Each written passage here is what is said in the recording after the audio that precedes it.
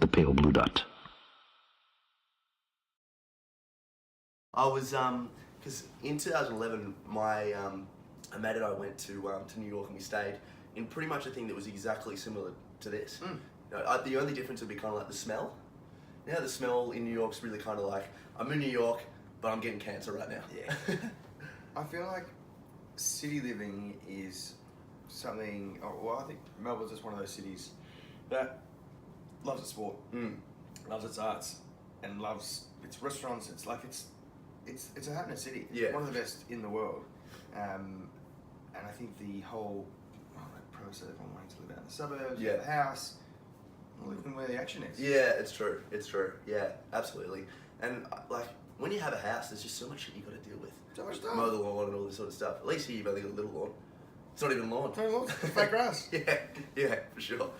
Oh, Millsy, welcome to the Mind Making podcast, my friend. Thanks for having me. Mate, thank you. Have you got your tea? I don't actually. I'm just going to go and run and get my tea. Go get your tea. I know. I've been, You're very Zen Bengal chai. I know. We'll give it a quick plug as well, actually.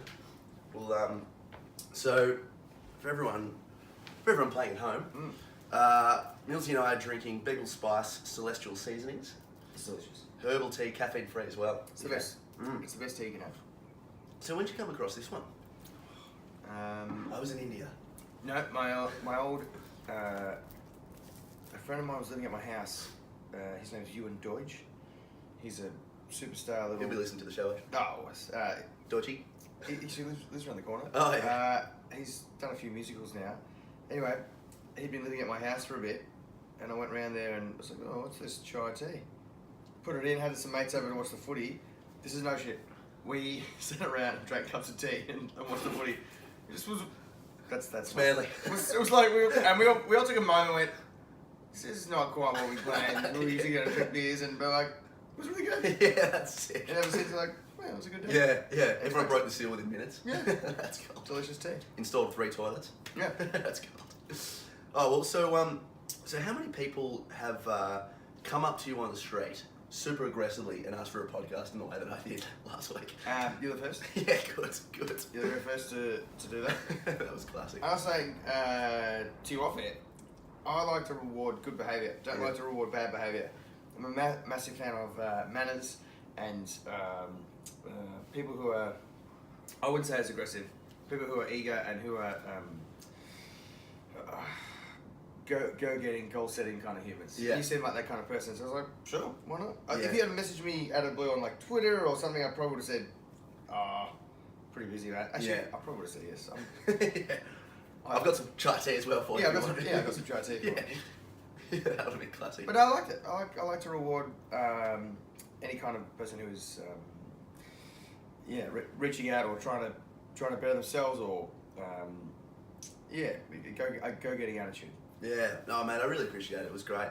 And yeah, like I said to you as well, it was having, moving to Bali soon. It's awesome to, I mean, you're the final Melbourne podcast, mate. I feel honoured. Yeah. Well, yeah. I feel, disappointed that I wasn't your first. Yeah, that's true. The last one's it's better than nothing. Did you not get my Twitter messages? No, it's fine. I was going to bring the chai. Yeah, it's fine. True. Well, Millsy, for a bit of background and stuff, do you want to give people just a short rundown of what you're currently doing, I guess, because a lot of people would know you through the Australian Idol and other gigs you've done in the past, but what are some of your current ventures? At the moment, I am a series regular on Neighbours. Yep. Yes, Neighbours is still going. It's on Channel 11. It's right next to 10. Just push up. And I play a villain on the show, which is great because often in the last 10 years in musical theatre, I'm always playing the prince or the good guy or the leading man type. So I like to play it's been fun to play the villain. I just finished a play in St Kilda called Puffs, which is a sort of Harry Potter spoof. Oh, that's sick. Yeah. It was hilarious. And I just had this thought the other day. So it's the longest running play in Melbourne for the last 100 years. Oh, no shit. I'm now part of the longest running soap drama in Australian television history, and I was part of the longest running musical in Wicked. That's pretty good. Pretty good to have on your resume, mate. It's not bad. Yeah. And when did you sort of get into musical theatre? Like, where did that come from? I think it came. I did a musical. I did Grease the Arena Spectacular with Just dropping a few names here. With Farnsey, Matthew Savansky, Richard Wilkins. Yeah, it was amazing show. Nat Bass, Craig, who was great in the show, and then met all these really wonderful, incredible humans. I'd gone through a stage of I loved to party as a kid, and loved to perform, but didn't really have the work ethic. I knew I could perform, but I met all these guys, and they were like like their work hard, party hard, work ethic was incredible. So I went, I want to gain their respect, and I want to be their friends. Basically, it's kind of like I want to be your friends. You guys are seriously cool, and you work bloody hard, and you also party hard. So that's my kind of people. So I did that show. They introduced me to a couple of shows, and like I went and saw a few shows here in Australia. Then I went over to Europe and London, and like that mid-20 something trip, mate. Yeah. Where you go soul searching and find yourself. Very true. That's when park on it. Yeah, exactly. Yeah. They're great times. You'll find stuff. They're really good trips. Yeah. And I found musical theatre. I saw Wicked. I saw Avenue Q. And I realised that musical theatre wasn't just Rodgers and Hammerstein and Stephen Sondheim. There were like all these new kind of contemporary musicals with like great music. So I vowed from that sort of day that would be me. That would be my career. And Wicked ended up coming to Australia a couple of years later, and I worked really hard with acting teachers and singing lessons, and took some dance classes, and I got the role after four months and 4 auditions. Yeah, and I think it set me on the path. Yeah, well, and I think musical theatre. I mean, I did drama. I think it was from sort of year 8 to year 12 and all that sort of stuff. So very sort of minimal experience. But I think if anything, it's a great way to actually teach yourself how to express yourself. I think in this day and age we're becoming so disconnected, just naturally by the way the world's moving. It's almost becoming like an outcry for people, to need to learn how to dance and move and like shake off, being angry and stuff like that. 100%. Well, dance is primal. We've been doing it for centuries, thousands of years. Yeah. That's how tribes would talk to each other through dance. Yeah.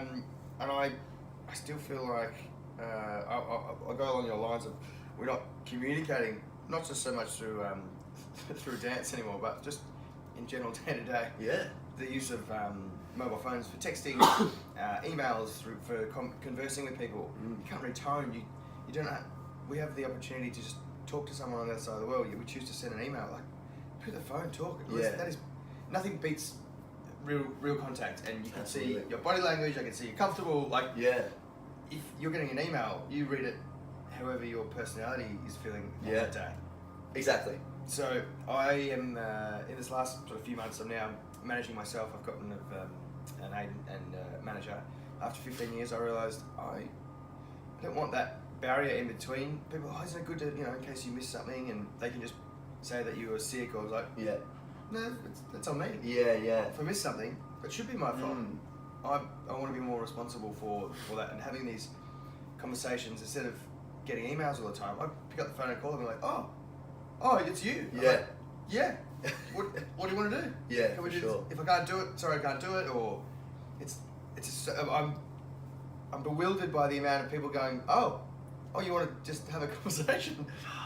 Well, it's going to happen anyway. Yeah, exactly. May as well start. Why do we have to? Maybe it's a time thing. I feel like a phone call is better, but real contact is the best thing you can have. Yeah, and it is lucky. I think I'm 25, and I'm kind of just on the cusp where I knew what it was like before all this stuff came about. So I feel like we are to a certain extent lucky because we remember what it was like, and everything felt so much more authentic and genuine. And now, exactly like you just said before, perfect example. Like you can write an email, but depending on the energy you're putting out in the day and all that sort of stuff, you can just edit it. It becomes super disingenuous. Yeah. I couldn't do it. Getting to your point about drama, acting classes. I was talking to my brother the other day. I think through drama, especially do more sort of straight acting, this last 5 years, I've learnt more about myself just through taking acting classes and watching other people, or auditing classes, and going to master classes with great teachers and great facilitators. Is you just learn so much more, not about acting, but you learn more about yourself and empathy and what it is to be a human. I highly recommend anyone who doesn't even want to be an actor or get into the movie business or TV or theatre, go and take some acting classes just to start feeling more comfortable in your body. The more comfortable that you can feel in yourself, the easier life gets. Oh yeah. The more confident that you can stand in a room, the more easier you can hold yourself when you're having normal conversations. That all comes from just confidence. This is one thing I tell kids when I'm doing like workshops. What's the one thing that you have to be good at as a performer? Getting laid. And then they're like, oh, good at singing. I'm like, no, your first job and only job really is just be confident. Yeah. If you stand on the stage and you are timid, or unless your character needs you to feel that way, but yeah. if you are nervous on stage, we as humans are empathetic, naturally empathetic, so we cringe like, oh, I want that person just to be braver or just really get it together. Yeah. Just be confident. That's so true. Confidence comes from knowing more about yourself and doing a lot more. And, acting classes, they're great.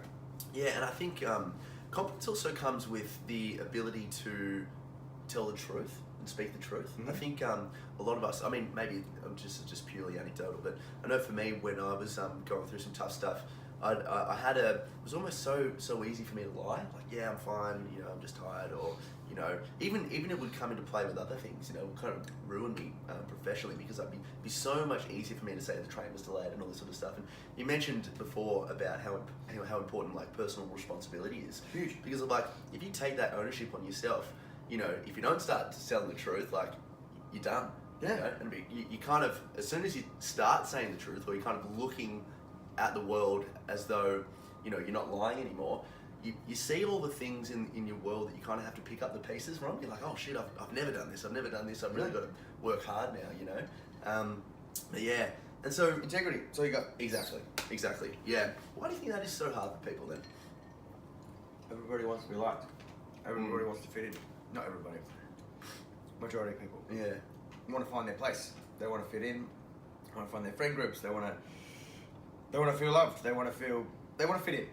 That's all we want. We want to be heard and we want to fit in. Yeah. Makes sense, doesn't it? Yeah. Yeah.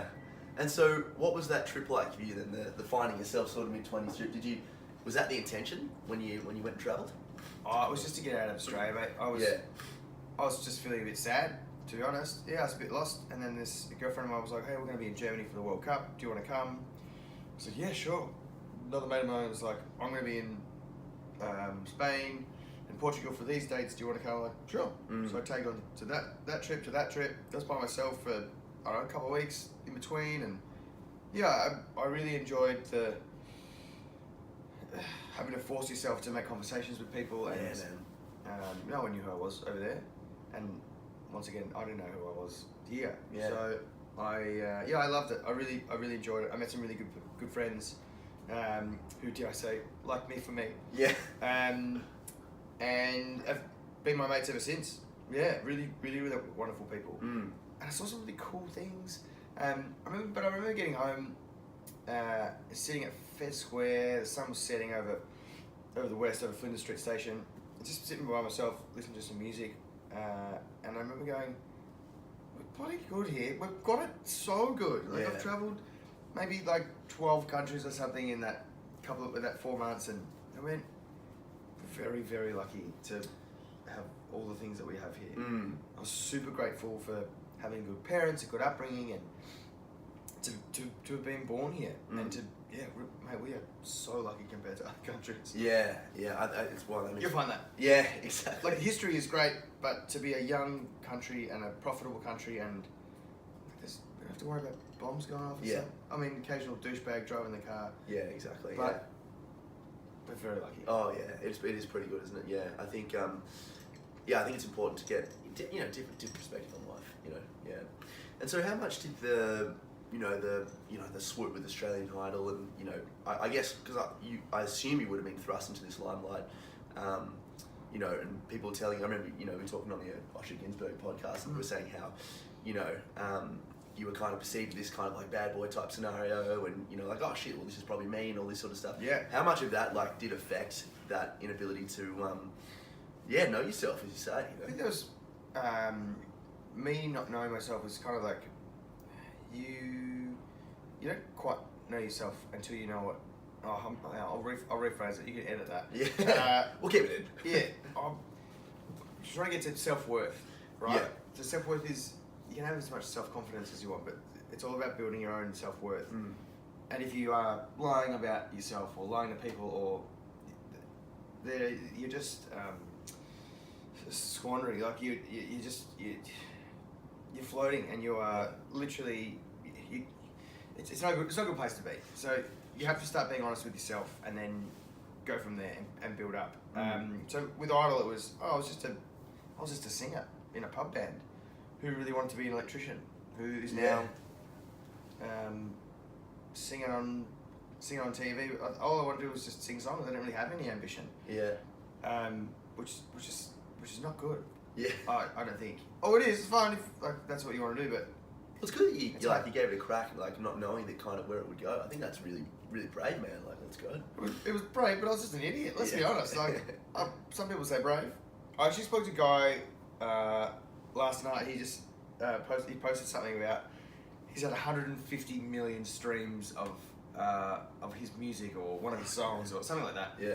And I wrote to him last night. I was like, "Congrats, mate. I only wish that these were sales, Yeah. and not streams." I said, Yeah. and I said also, 15 years, man. 15 years ago, we were just doing. I was at a gig last night, and I was like, I'm still doing it. I'm still singing. Like, he's obviously on a much higher level, but we're still gigging. We're still getting paid to sing. Yeah. And entertainment industry is bloody weird. But yeah, he's just saying we were lucky, and he also said super grateful, and also he goes, we're pretty brave. For sure. We were brave kids back then. I'm like, yeah, maybe we were brave. Oh, I think absolutely. I think I mean, to get yourself up there, it's not easy, mate. And I suppose he said, and we've worked hard to stay there. Yeah. But yeah, back then I was just no idea what I was doing, and it even took. I mean, I knew something was. I knew I wanted to write some music. They offered me a sort of the record contract after Idol, and they're trying to get me to sing Aerosmith, and I was like, I remember going, no, that doesn't feel right. Can you give me some time, and I'll write some songs with some good writers, and they let me do that, and the album came out. It was great, but they didn't really promote it, and then I realized, I have to do all that. Yeah. Yeah. They don't do much. No one really does anything. You have to do it yourself, or surround yourself with people who can help you. So this was straight after Idol, wasn't it? Yeah. Yeah. We did a national tour around the country at Rod Laver Arena here in Melbourne. We did the City Entertainment Centre. We did all the big arenas. The whole cast of Idol with the John Farnham band. It was amazing. Like, That's mad. That was incredible. Yeah. And then record deal, and started writing and doing like nightclub appearances. Ugh. Yeah. Yeah. Just for some quick cash. That was a bad idea. Was it really? Well, big nights. Big nights, but like, I don't think it's good for your branding. It's just you're taking anything that you take fast money for, you're going to lose money for. Yeah, with that. You lose credibility. Yeah, well, yeah, I see what you're saying, and it's like you almost, from a personal note, you don't get like that sense of achievement that almost makes you want to strive for something better. Yeah, I'm not telling stories on the stage. I'm just literally like a kissing booth. It's like high school. That's like getting paid for it. I was like, oh, man, that's great. This didn't feel right. Nah, it just didn't feel. I was like, oh, something's not right Yeah, here. yep. Was that all the Idol people doing that as well, or yourself? Was that when you were starting to kind of take on that persona? I watched Australian Idol, man. I was watching it. I don't really remember you as, having that bad boy persona. I remember you just like as a free sort of dude. I don't think I was a bad boy. No. Maybe just a cheeky. Yeah. A cheeky lad. Bit of cheek. Yeah.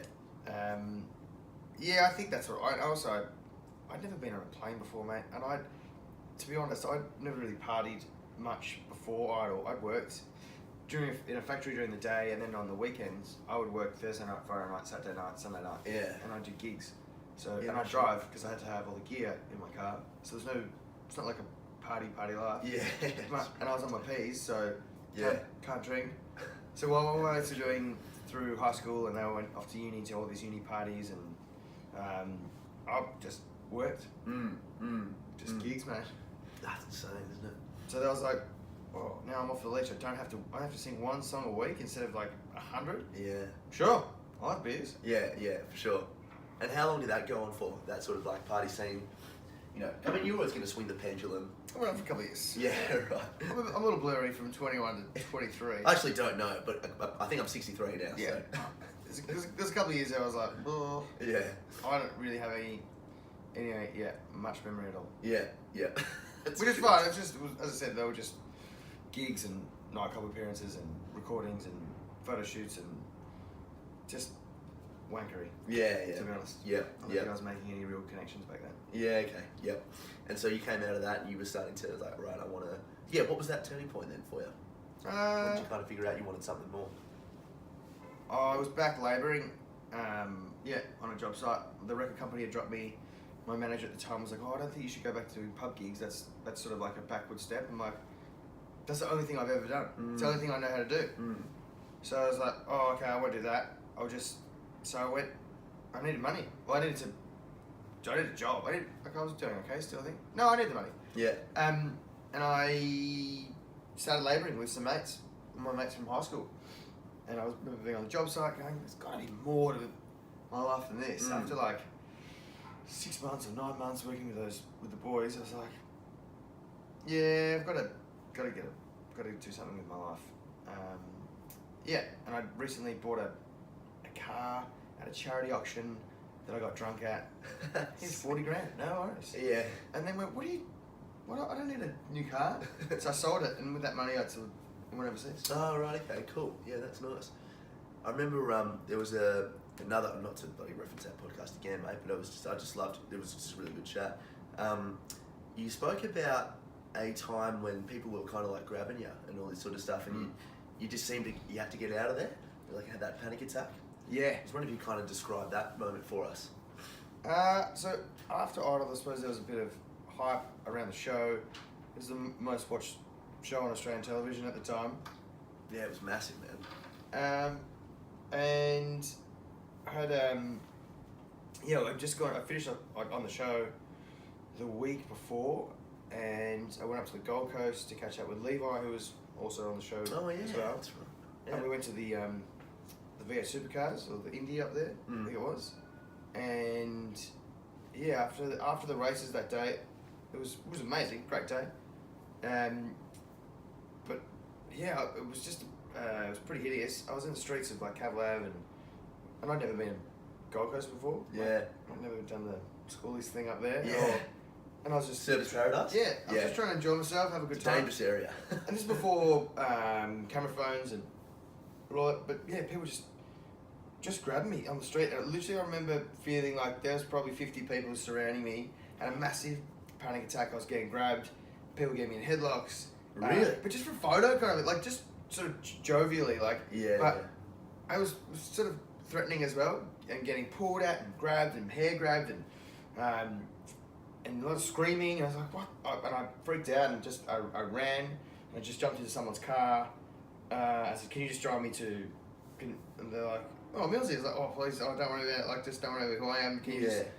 I think it was someone's limousine. Just the doors open. No shit. Literally just a random car. Yeah. I just jumped in and they're like, yeah, sure. They drove me and then I remember Levi saying, you alright, mate? I'm like, yeah, I'm fine. Yeah.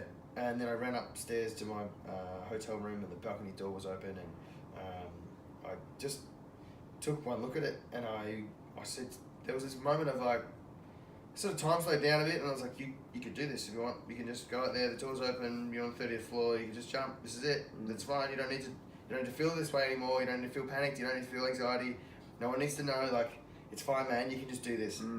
That all happened in a split second, all those thoughts, and I just ran to the door and I remember just slamming the door and just like crumpling in a heap, and just fucking earth. Crying a bit and going, what the fuck, what, like, I never want to feel this way again. Yeah. I remember I called my brother and I didn't tell him what had happened, but I just needed to hear a familiar voice. For sure.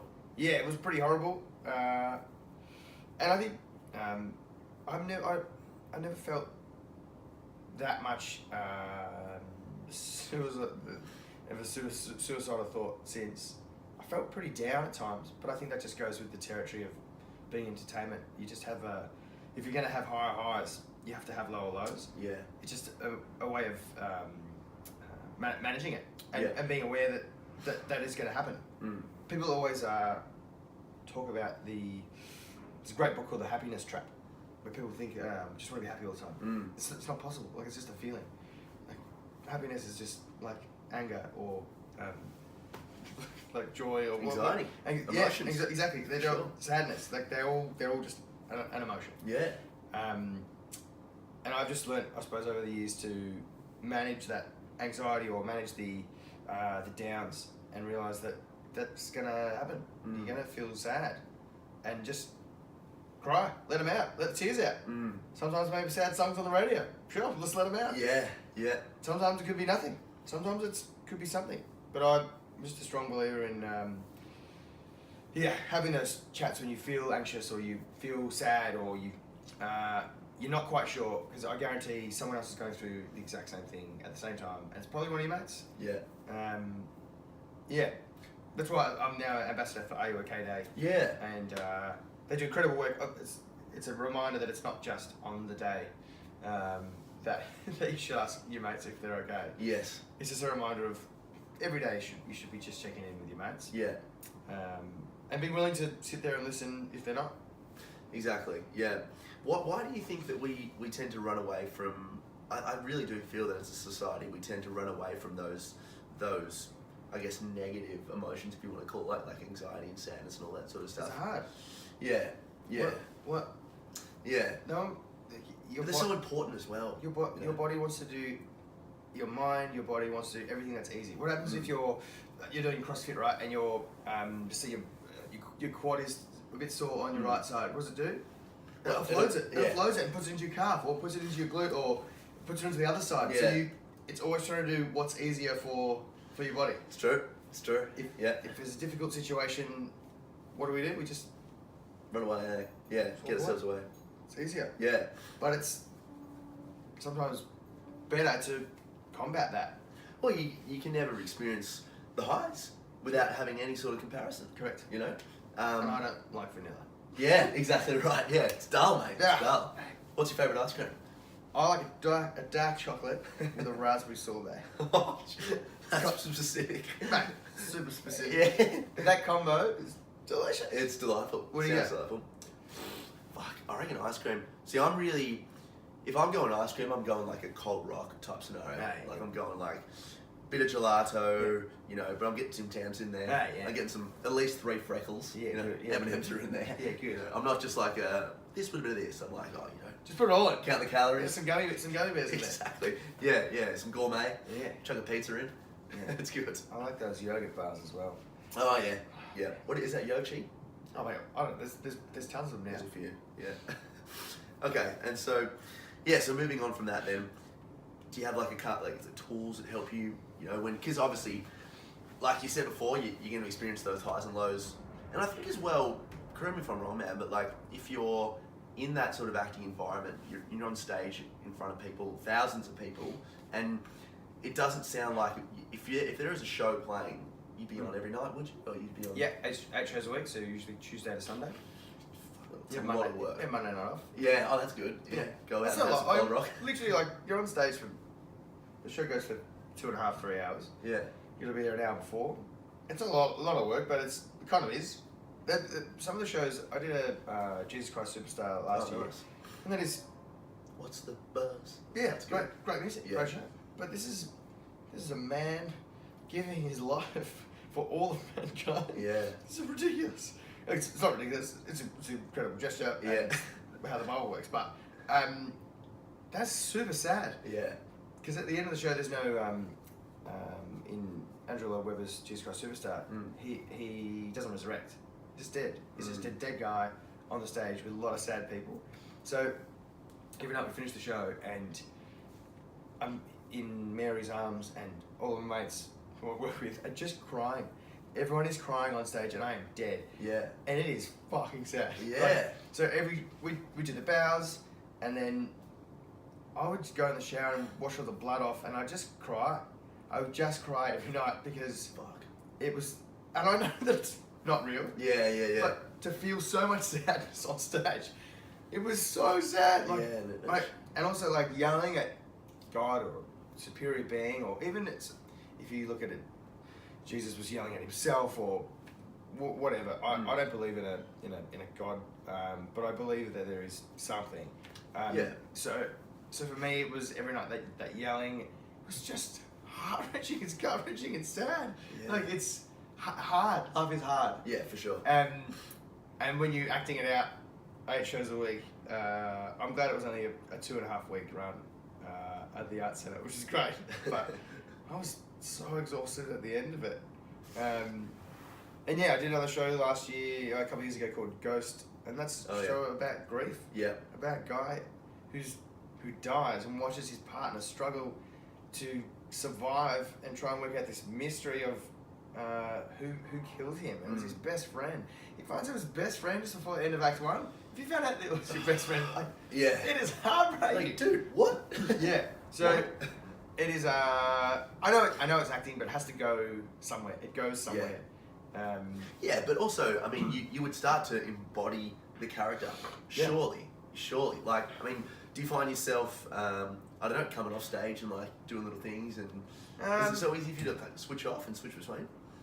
Yeah. For me it is. But as I said, it has to go somewhere. Yeah. So it might come up a week later after you finish the show, or a month later, or just in your day to day. You might just feel a bit sad. Then you're like, oh, that's right. I'm not Jesus. Well, clearly not. But Jesus with a haircut. I think it definitely sits somewhere in your body. Yeah. And if you can talk to someone about it, even just the conversation about, hey, I'm feeling like this, I feel a bit sad.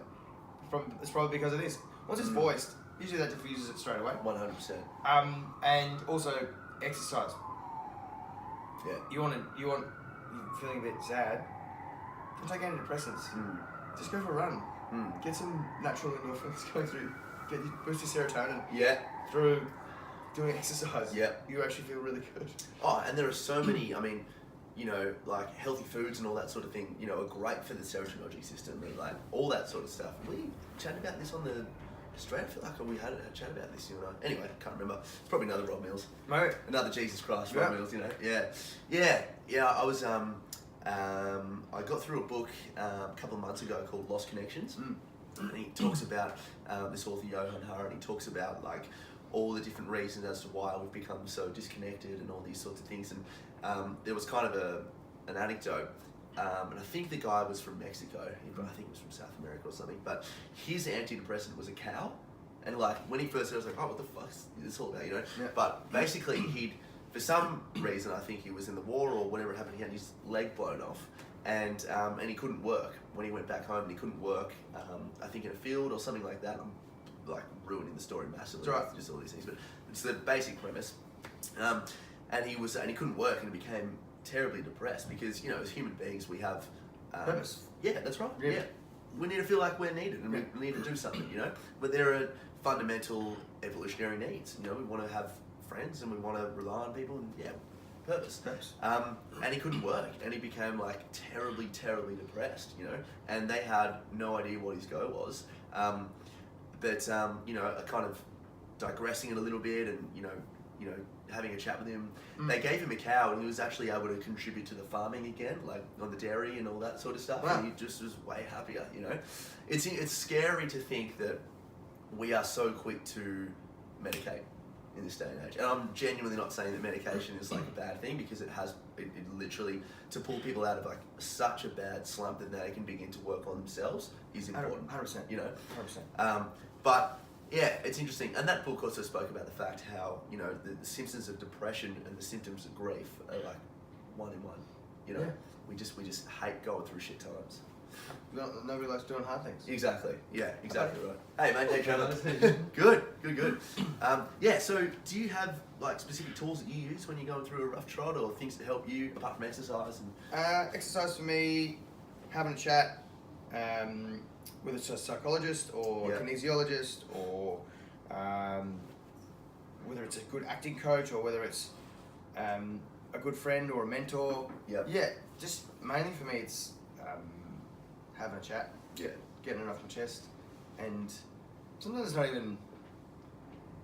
Sometimes you don't even need to fix it.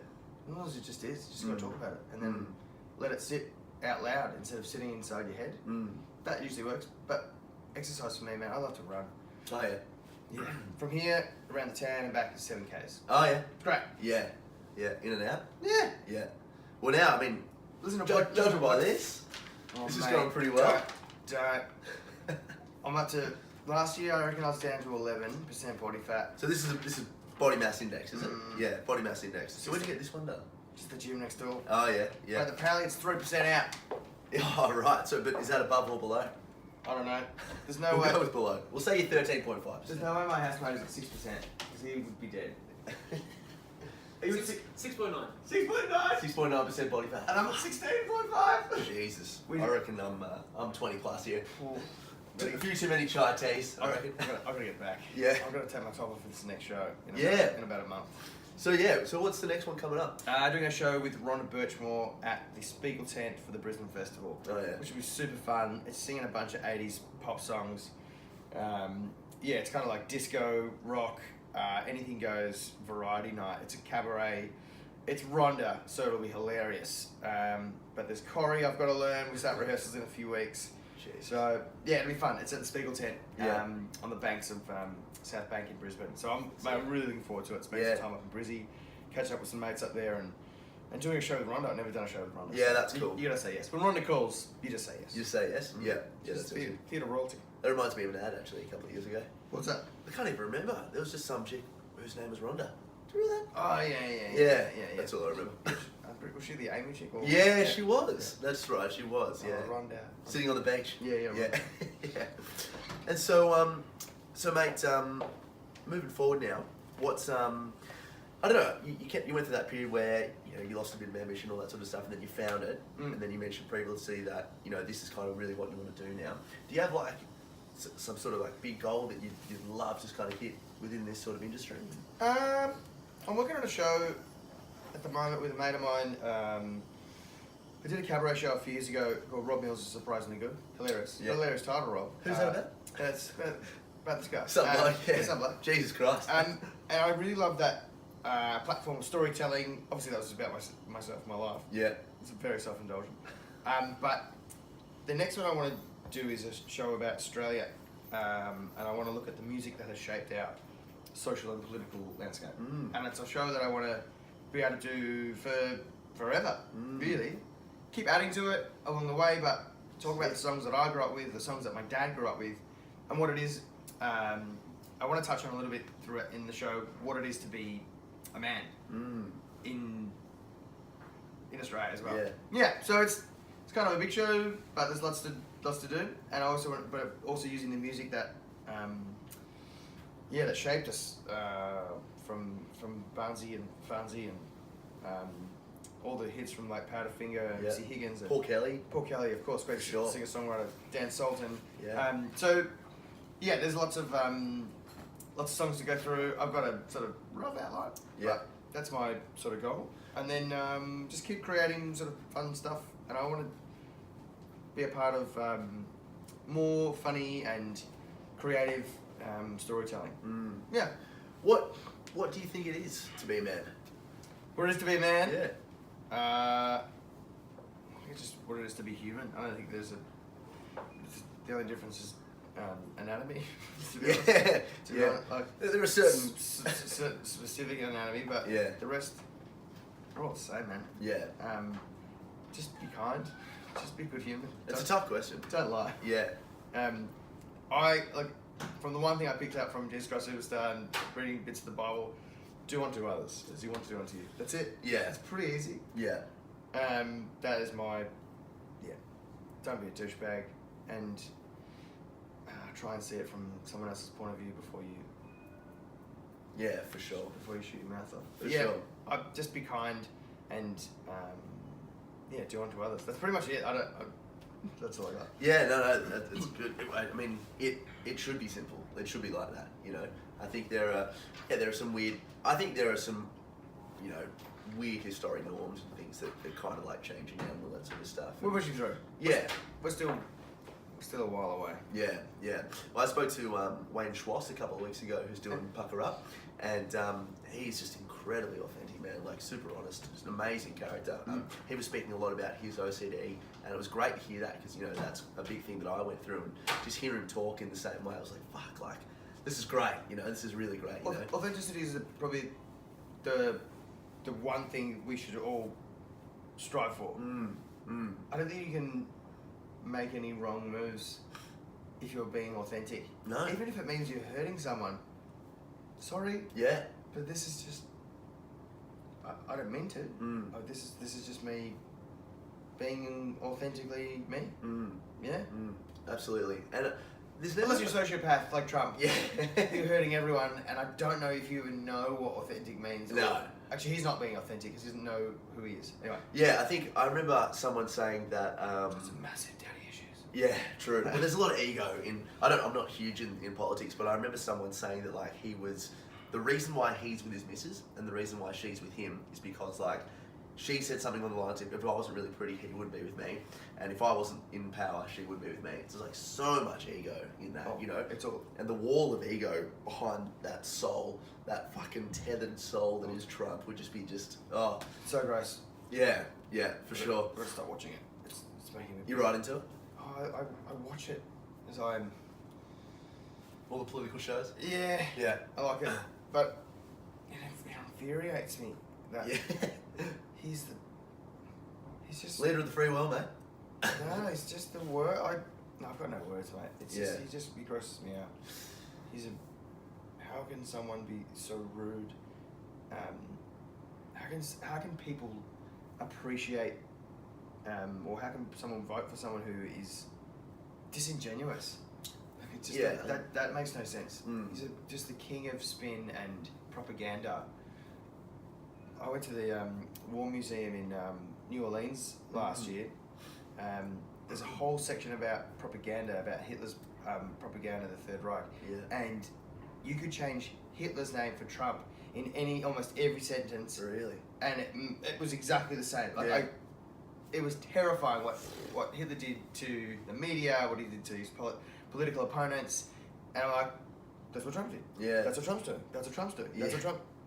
It's scary. Well, it's scary, yeah. And like, I think, you know, they're incredibly. I mean, Hitler was fucking a ferocious man, but he was like eerily, scarily smart because he'd know like when to push, and then he kind of stop and pull back, and then he'd push a little bit more. And before you know it, there's fucking death camps and stuff, you know. Super smart, super charming. Yeah, exactly. Sociopath. Yeah, exactly right. Exactly right. Be wary of the sociopath. Goes well together. Good on a resume. Unbelievable. Be wary of the sociopath. Yeah.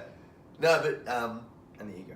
Yeah, exactly. I think ego's big. Well, I think, and that's where the authenticity comes into this sort of stuff, the power, like what Wayne Schwass was talking about, and how, you know, similar to what you and I were just talking about before, how important it is to cry, to actually understand of how something can make you feel, and whether or not if that is a good stimulus in your life, and whether or not, like, just to kind of figure out your life a bit more by opening up yourself to feel things, you know. Could be bad things, could be sad things, could be happy things. Exactly. I was going back to the acting thing I was saying before. You learn all that stuff in acting. Like, if you can get your kids into it at a younger age, isn't it better to know how to feel those things and how to deal with them? And you learn those skills through acting, reading scripts. Yeah. And then that filters into your own life. Yeah. How to feel, how it feels to feel something. Yeah. And then you can learn how to deal with it. It creates a better understanding and a better growth point, I suppose, or a starting point. If you can work out who it is that you are at an earlier age, your life just becomes so much easier. Yeah. Drama classes, mate, they help you work it out straight away. Yeah. And it's okay to fuck things up. I think if you're doing it on your path, and it's just kind of like, all right, I don't feel like this is what I want to be doing. Maybe this is what I want to be doing. Figure it out. You know, maybe it sucks, but you wouldn't know that unless you didn't try. No one wakes up being able to throw a ball. No one wakes up being able to kick a footy. You got except for me, man. I was born out of the womb. Boom. Yeah. Kicking 10. Mum hated it. Kicking a bag. yeah. We can practice. You can practice anything. For sure.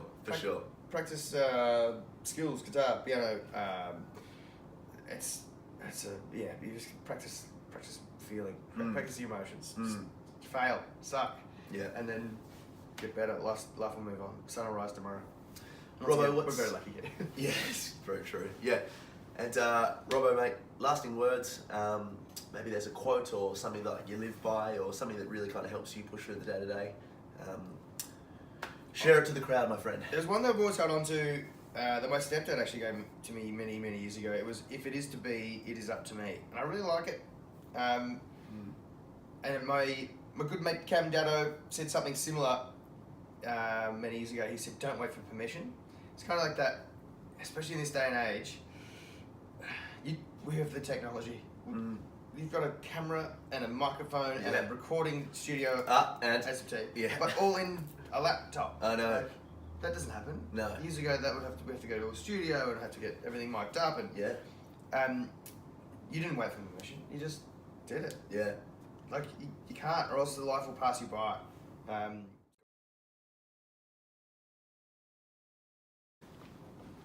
Yeah, it's a good like casual setting, except for that massive porno in the back there. We'll keep it in there. What's that? I think it was just mine. I brought it in. Oh, sure. Yeah. I've not seen that before. Is my Jesus card up there? Hashtag blessed. Yeah. All right. Put that maybe like that or something. That'd be pretty cool. Do that. Or you can just wedge it in there. That way we can. Does that? Yeah, it'll do it. You've just got to hold it up like that. Like that maybe. Oh, that would be sick if we could do it like that. Even just that. Oh, fuck it. It's an art, podcasting, mate. Yeah, mate. You know what? I reckon we can just go like that. Sure. Yeah, that'd be fine. Because it still picks up like everything, so. Yeah, these are good. I like these. Shoes off? Oh, man. Up to you. Alright, I'll take them off. The common courtesy. Yeah. After the comma, I was kind of like, I've got to do him a favour here. Alright.